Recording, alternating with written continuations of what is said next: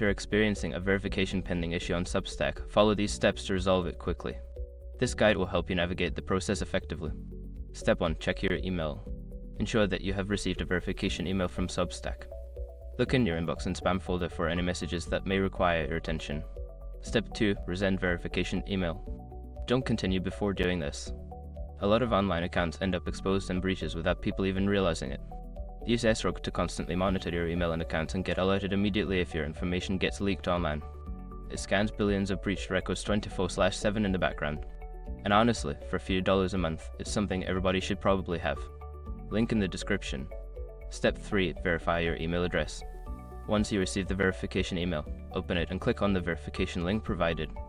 This step is crucial for confirming your email address with Substack. Step 4. Clear browser cache. If the verification still shows as pending, try clearing your browser's cache and cookies. This can help resolve any loading issues that may be causing the delay.